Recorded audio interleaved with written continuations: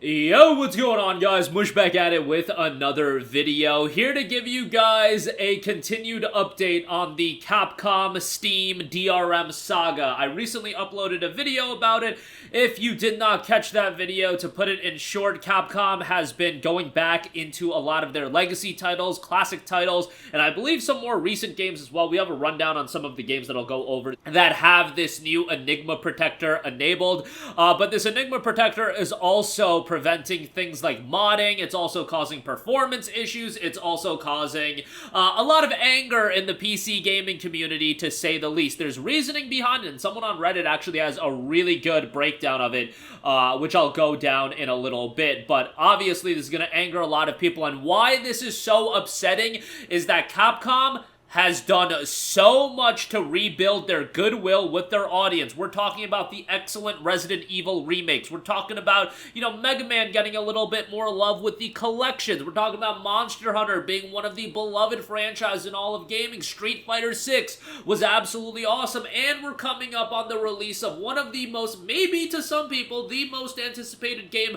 of 2024 in Dragon's Dogma 2. Maybe saying it's the most anticipated game of the year is a little bit of a stretch, but it's a hotly anticipated game that I think for a long time people thought we were never gonna get, because Dragon's Dogma was this cult classic. People loved it that played it, but actually getting a sequel, a lot of us thought, we got Dragon's Dogma 1, it was great, but Dogma 2 will never happen. Well, Dogma 2 is happening, and I know it was leaked a while ago, etc., etc., but the fact is, in a 12-month period, Capcom would have put out the Resident Evil 4 remake, Street Fighter 6, and Dogma 2. That's an insane lineup. Sure, they had misfires with things like Exo Primal, but they also had great stuff like the Mega Man Battle Network Legacy Collection, like Ghost Trick Phantom Detective. Stuff like that has been coming out, and Capcom has done a phenomenal job in rebuilding goodwill. So the fact that this DRM stuff is happening, the fact that this DRM nonsense is even a thing, it's just so unfortunate, given that Capcom has been in the trajectory of really becoming one of the most beloved publishers in all of gaming. And I don't want to create any sort of hyperbole, even though I'm kind of doing that right now, but nonetheless, an overt amount of hyperbole where I'm going to say,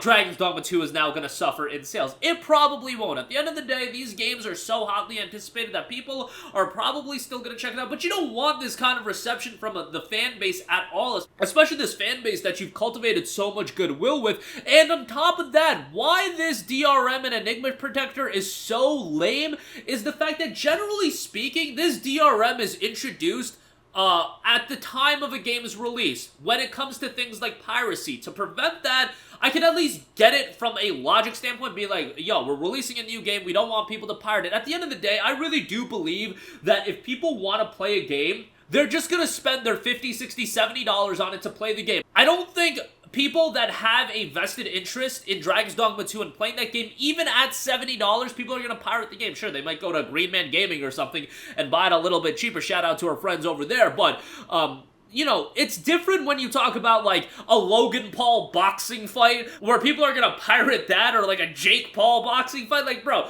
that literally takes, like, one click, and then, like, people can pirate that stuff. When you talk about actual, like, video games, a lot of people don't want to download something on their PC, an illegal copy. They just want to go to Steam, they want to play that game, they're gonna buy it. And guess what? The people that are gonna ultimately pirate Dragon's Dogma 2, or pirate any of these games if they have DRM, and chances are they weren't going to buy those games anyway. I really do believe that. I think when you compare it to, like, pirating something like an entertainment media, I think it's a totally different ballgame when you talk about video games and how accessible it is. That's just my 2 cents as far as piracy is concerned. But the Enigma Protector actually goes beyond that. As I mentioned, somebody on Reddit, Onarm, on the PC Gaming subreddit, had a great breakdown of this situation that I wasn't even aware of the layers to this. So I see people asking why this is happening. I figure I'd give a quick update. For those who don't know, Capcom is a family business, has been for a very long time. It's a father-son combo, with many of their leads being part of the circle of trust. About 5 to 10 years ago, the dad started passing more and more tasks off to his son, grooming him to be the successor. This got jumped forward when a lot of the dad's project, which involved Western studios, failed. This son is the one who brought the company forward. He's the guy behind Monster Hunter. He's the one who pushed for the new Street Fighter Dragon's Dogma 2 returned to their roots, and things were going well. And then during a major tournament, one of the hosts and streamers was using a naked Chun-Li mod, and it showed up everywhere. Now, for a normal company, you would expect haha, whoops, and the streamer might get banned. This, however, blew up in Japan big time. The dad and the board apparently stripped the son and his friends of most of their ability to influence things. They've had a few behind the scenes since where it's all but said they will not be allowing modding in any of their games going forward. The father has completely taken control of the company again and apparently has zero faith in the younger leads anymore. Fully expect Capcom to go back to off the rails again until things cool down, but having one of their major IPs and characters get disgraced in this way killed all the goodwill and progress. I would imagine goodwill internally within Capcom, because goodwill from the fan base, like, yo, people just want to play good games. Like, it's unfortunate that this happened. Maybe it's a real bad look for Capcom, especially in Japan. Like, I can understand the rhetoric and the thought process. This isn't about DRM. Capcom doesn't care about that. Hell, their old games are already cracked. They want to destroy the modding community and make it so, yeah, you could download the pirated version, but nobody is going to be upkeeping these mods anymore because they won't work. There has also been rumblings they may attempt to sue many of the mod creators, so expect mods to go down mysteriously. Don't expect Capcom to make good business decisions for a while, especially if you're talking about this younger generation that was moving the company forward and had their finger on the pulse of what the audience wanted. And if they've been stripped of power, that is super unfortunate. Obviously, the wheels have already been in motion for Dragon's Dogma 2. That game's gonna come out no problem. But if you're talking about the old regime that kind of had Capcom in a downturn for a long time, like, you look at Capcom from, you know, post-Biohazard and post-Monster Hunter World to you know, before that, they were not one of the beloved studios like they are now. They were not one of the beloved publishers. Things have changed for Capcom, where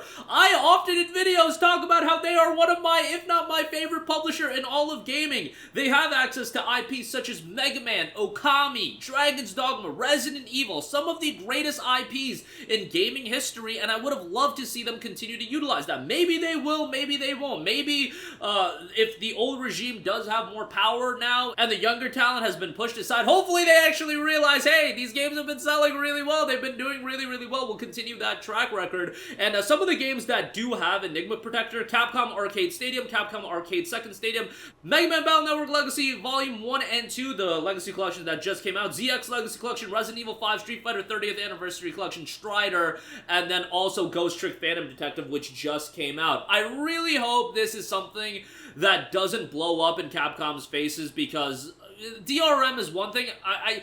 I know a lot of you guys are going to be like, bro, they're attacking modding, etc. I can understand from their lens how they're approaching it and thinking, hey, one of our characters was disgraced like this, and, you know, internally within Capcom, they're like, this can't happen, etc., etc. And obviously, you know, you would prevent that not to happen from a streamer standpoint.